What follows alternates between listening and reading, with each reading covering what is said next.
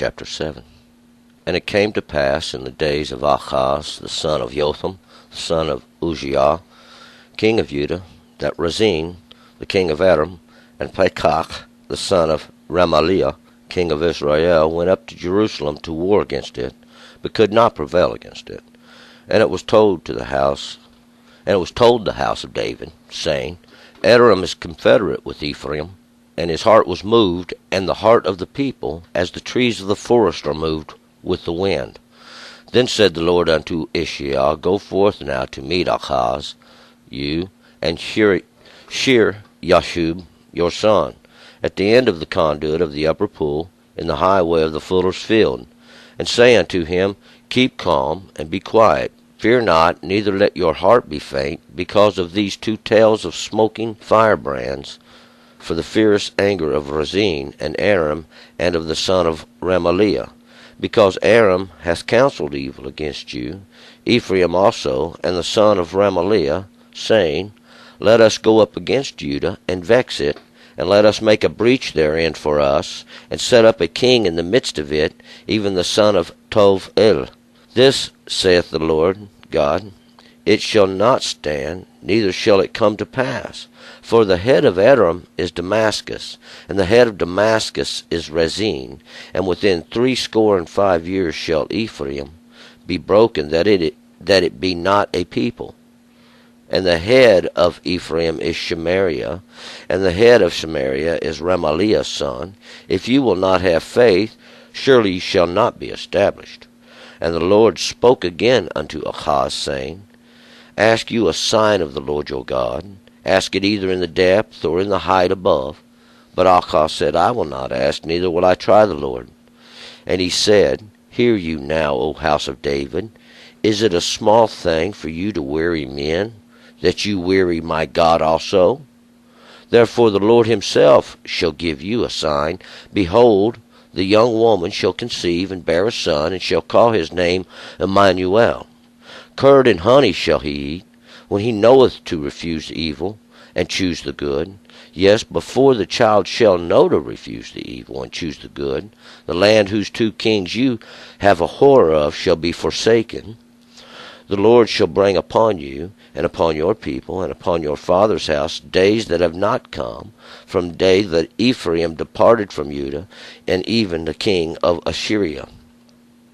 And it shall come to pass in the day that the Lord shall hiss for the fly that is in the innermost part of the rivers of Egypt, and for the bee that is in the land of Assyria, and they shall come and shall rest all of them in the rugged valleys, and in the holes of the rocks, and upon all the thorns, and upon all the brambles. In that day shall the Lord shave with a razor that is hired in the parts beyond the river, even with the king of Assyria, the head and the hair of the feet, and it shall also sweep away the beard. And it shall come to pass in that day that a man shall rear a young cow and 2 sheep. And it shall come to pass, for the abundance of milk that they shall give, he shall eat curd, for curd and honey shall every one eat that is left in the midst of the land.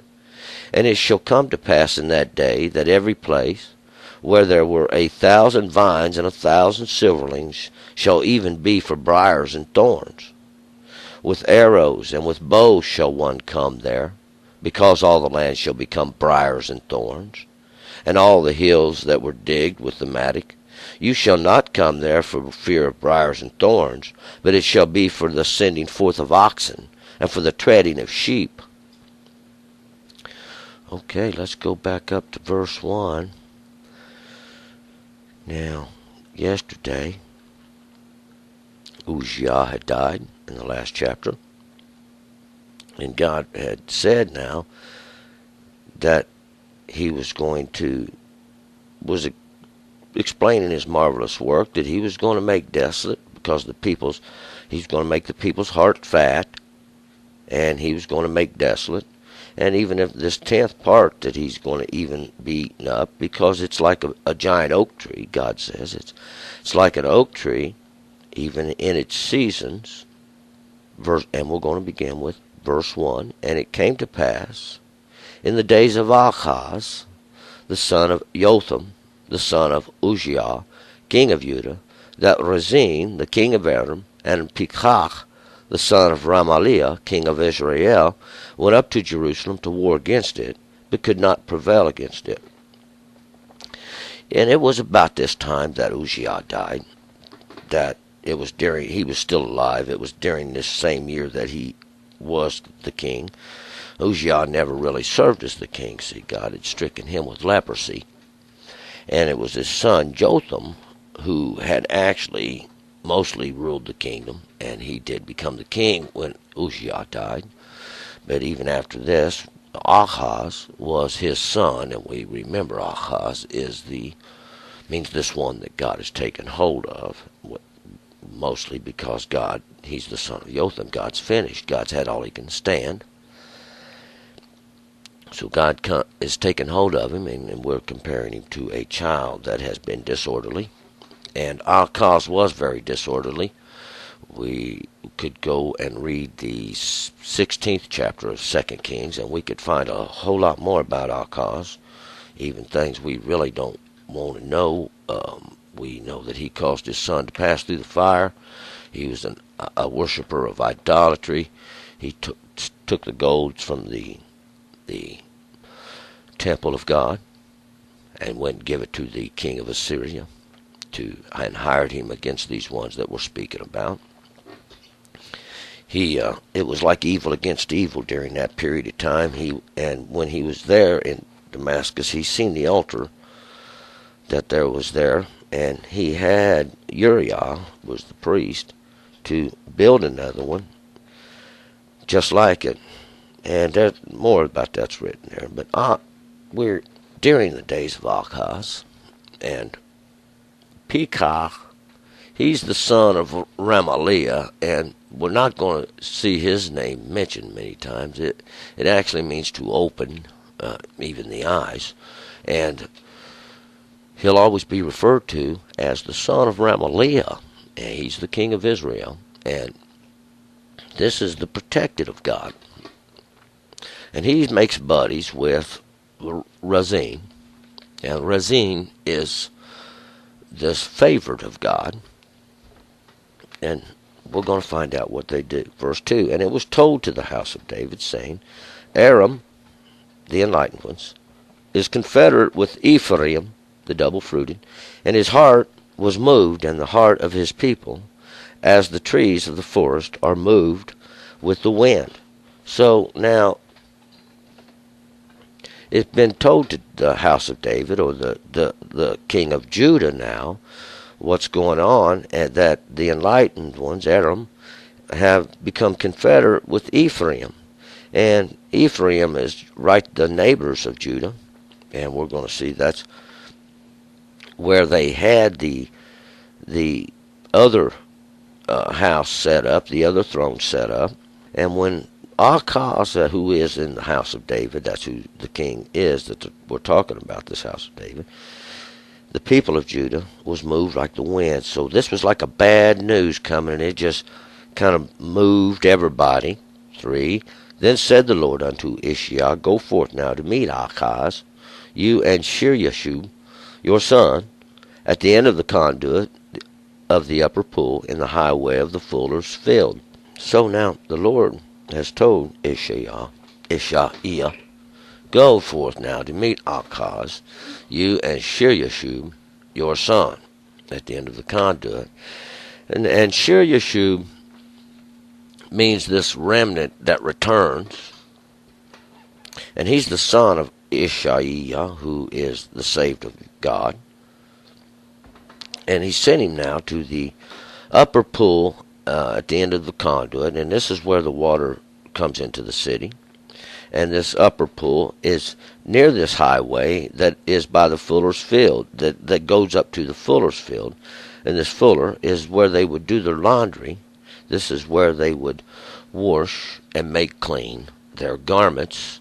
4, and say unto him, keep calm and be quiet, fear not, neither let your heart be faint, because of these 2 tails of smoking firebrands, for the fierce anger of Rezin and Aram, and of the son of Remaliah. So the message that Ishaiah takes up to Achaz is to not to have no fear, not to sweat these things. Don't be scared of these two, even of Pekach and Razin. Don't be scared of them, because all they are is a bunch of smoke, and that's what really he's comparing them to. Or now witness these two tales, or this is the end of this, and the smoke is like a smoking. This firebrand is more like a coal or something that's been in the fire, something like the coals, how the coals have been raked together to even prepare a place to lay a brand. And this is being used as a comparison to now this anger of Razin, this anger of the favored one, who is the king of Aram, these enlightened ones, and this son of Ramaliah, which we know to be Pekach, this opened 5, because Aram hath counseled evil against you, Ephraim also, and the son of Ramaliah, saying. And this is the reason that Ishaiah has gone up there, because he knows that Achaz is upset. He's heard the news too, that Ephraim has went up, and Ephraim being in the symbolism, that's whose nation the Samaria is in, and that's who the city on which the king of Israel has set his seat. And we're going to find that out. This comparison is actually used. And Ephraim are the double-fruited, and once again the son of Ramaliah, because this is where he has his throne. 6, and let us go up against Judah and vex it, and let us make a breach therein for us, and set up a king in the midst of it, even the son of Tov-el. And we're going to find out that this is what their plan was. This is what Pekach, the son of Remaliah, and Razin's plan was to go up against Judah, was to go up against Jerusalem and take it over, set them up a king in it, even this son of Tov-el, and that simply means the good of the mighty one. Good of the mighty one. 7. Thus saith the Lord God, it shall not stand, neither shall it come to pass. So God has said now, this is not going to stand. This shall not stand, neither shall it come to pass. It ain't going to happen, because God simply is not going to allow it. 8. For the head of Edom is Damascus, and the head of Damascus is Razin. Within 65 years shall Ephraim be broken, that it be not a people. And 65 years, 3 and score is 20, that's 65 years. Ephraim, the double-fruited, shall be broken. And so we see now this is going to be a plan that's going to take a little while. 3 means complete. Score is redemption. And 5 is this grace, and years is the greater understanding. So this would be simply when we have complete redemption through the grace of the greater understanding, then Ephraim, the double-fruited, will be broken, because Damascus is the head of Razin, and that's the sackcloth weaver that's working silently, is the head of Razin, and Razin is the favored, and Aram is the head of Damascus, and Aram means the enlightened ones, and they are the head of Damascus, even this place of the sackcloth weaver. 9. And the head of Ephraim is Shamariah, and the head of Shamariah, Ramaliah's son. If you will not have faith, surely you shall not be established. And this head of Ephraim, the head of the double-fruited, is Shamariah. This is where the king of Israel had his throne established, even Samaria, this place of the dregs, and the head of this place of the dreg is Ramaliah's son, the protected of God's son, even this opened of the eyes. Ishai is telling Achaz, if you don't have any faith, you will not be established, even this house of David. And the Lord spoke again unto Achaz, saying, verse 10, 11, ask you a king of the Lord your God, ask it either in depth or in height above. So now Ishaiah is telling him, God wants you to ask for a sign, either in the depth or the height above, because God was looking to make a great example here unto these 12. But Achaz said, I will not ask, neither will I try the Lord. So Achaz returns to Ishaiah and says this, I will not ask, neither will I tempt the Lord. I will not try the Lord. 13. And he said, hear you now, O house of David. Is it a small thing for you to weary men, that you will weary my God also? So Ishaiah's response to Achaz, and we should learn more about Achaz when we get to the book. Achaz was he wasn't a very good person. We would find out that he would even cause his son to pass through the fire. There's a lot of information you should have to understand everything that's going on right now. And Ishaiah says to him, O house of David, it's a small thing for you to weary men, that you will weary my God also. So when Ishaiah went up there to meet Achaz, he went up there to meet him because he knew God was going to make this example. We'll find this out. God was going to use him as an example because he had greatly erred now in the things that he was doing in the land. 14. Therefore the Lord himself shall give you a sign. Behold, the young woman shall conceive and bear a son, and shall call his name Emmanuel. And Emmanuel means the mighty one is in the midst of us.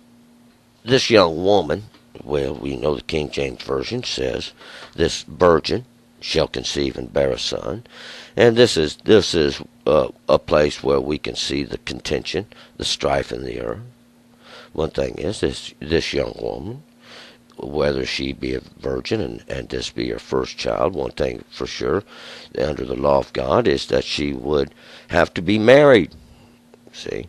And if she was not married there, she would have to bring her garments of her virginity then into the elders for the proof of this. So she would have to be married to bear a son, and she'll call his name Emmanuel, and this is the mighty one is in the midst of us.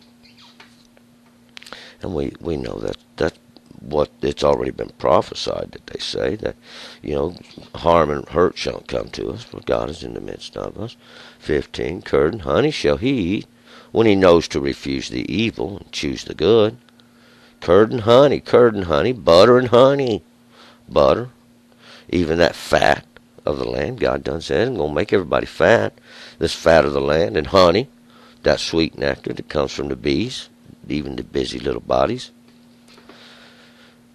That's what he's going to eat when he knows to refuse the evil and choose the good. 16. Yes, before the child shall know to refuse the evil and choose the good, the land whose 2 kings you have a horror of shall be forsaken. And these 2 kings, witness now these kings, that they have a horror of, they shall be forsaken. And these now were Pekah, the son of Ramaliah. There was also Rezin, who was the king of Aram. He was the king of the enlightened ones. This king of Israel. And before the child shall know to refuse the evil. So before he even grows up, 17, the Lord shall bring upon you, and upon your people, and upon your father's house, days that have not come, from the day that Ephraim departed from Judah, even the king of Assyria. And this is who God's going to bring upon, who? Achaz. Because he is making an example. The Lord shall bring upon you and your people, upon the house of David, upon the throne of Judah, and upon his father's house, days that have not come, as days of Ephraim departed from Judah. So even comparing them to these days, where the double-fruited departed from Judah, when they went chasing idolatry, this period of Jeroboam, when Jeroboam raised up the altar over there, this alternative altar, even the king of Assyria, this king of the Asher, this king of this steppe, this is that alternative altar that they've made. 18. And it shall come to pass in that day that the Lord shall hiss for the fly that is in the uttermost parts of the rivers of Egypt, and for the bee that is in the land of Assyria. Once again we have this word hiss. He shall call for the fly that is in the uttermost part of the rivers of Egypt. And these rivers of Egypt are these waters that come down from Egypt, this land of enclosures. And this fly, Zebub, this is the same as Beelzebub. Beel is that lord of the flies. See, Zebub, the fly. This the flitters, because that's what they flitter around, flit, flit. And the bee, these are the busy little workers that are in the land of Assyria, this land of the Asher, this land of this altar, even this land of this steppe, this progress, these busy little workers of this land. And they do come in, and we're going to see 19, and they shall come and shall rest all of them in the rugged valleys, and in the holes of the rocks, and upon the thorns, and upon all the brambles. And these are the thorns and brambles that God's going to bring up. We're going to find out. And what they are the guards of these places, even these places of hiding, even these high places. 20. In that day shall the Lord shave with a razor that is hired in the parts beyond the river, even the king of Assyria, the head and the hair of the feet, and it shall also sweep away the beard. And in that day the Lord shall shave the razor, these that is hired, these that work for, or workers beyond the river, that's river that flows down, even with the king of Assyria. And once again, this king of the Asher, this Asherah, the head and the hair of the feet, and that is to make bald, take away the glory, even the glory of their path. And it shall also sweep away the beard, and this is the wisdom. And that God is once again taking out the covering of the head, wisdom and understanding. You have no direction. 21. And it come to pass in that day that a man shall rear a young cow and 2 sheep. And what we have here is an explanation between this young cow, which is a greater cattle, and this is a heifer cow even, that should have to bring forth young before it can even give milk. And 2, sheep. Sheep are always in reference to a lesser cattle, and these 2 now witness these sheep, witness these lesser cattle. 22. And it shall come to pass, for the abundance of milk that they shall give, he shall eat curd, for curd and honey shall every one eat that is left in the midst of the land. And we're going to find out this is that period that God said he was going to fatten everybody up, because he's going to make you fat. And we're going to find out what happened when they became fat. They kicked. For curd and honey, and this honey is that nectar that comes from these bees, these busy little workers. 23. And it shall come to pass in that day that every place where there were 1,000 vines and 1,000 silverlings shall even be for briars and thorns. And these briars and thorns, once again, are these, as they was compared to in the time when Israel, or the whole house, crossed over the Jordan River into the Promised Land. These were the ones that was left there now to even cause these problems. And this is what's come up into the place where these vineyards were, even these thousands. This is the fulfillment of these plants that were planted there, because God said, what? He was going to break down the hedge. See, now they've come in and taken over. This would be the garden of God. 24. With arrow and with bow shall one come there, because all the land shall become briars and thorns. And with arrows and bow shall one come there. He's come there to hunt. He's come there to hunt, because all the land shall become briars and thorns. And this is simply a place that's not inhabitable so much as to be a place that's going to be a lot of trouble to clean up and a lot amount of work. 25. And all the hills that were digged with the mattock, you shall not come there for fear of briars and thorns, but it shall be for the setting forth of oxen and for the treading of sheep. And these hills, once again, that were digged with the mattock, these were the ones that was worked with the hands of men. And because why? There was a vineyard prepared there at one time, a great vineyard, and it was all planted, but God has broken down the hedge thereof, and these briars and thorns now have come up, just like God said was going to happen. Not one word will fall to the ground. And these places that were digged are come up with briars and thorns. But now it shall be for a place of sending forth of oxen, this place that shall be tilled, this place that shall be trampled under foot by the greater cattle, and for the treading of sheep, and this even the place to be trampled under foot of these lesser cattle, because God's going to send this, and this is the purpose of it. It's no longer a garden. It's no longer a place to be planted and a harvest to be looked for. God has caused it to come up with briars and thorns, and it's a place for the sending forth of oxen, where they do tread underfoot, where they do go forth and plow, where they do now even for a place of the lesser cattle to tread down. We're going to move on to chapter 8.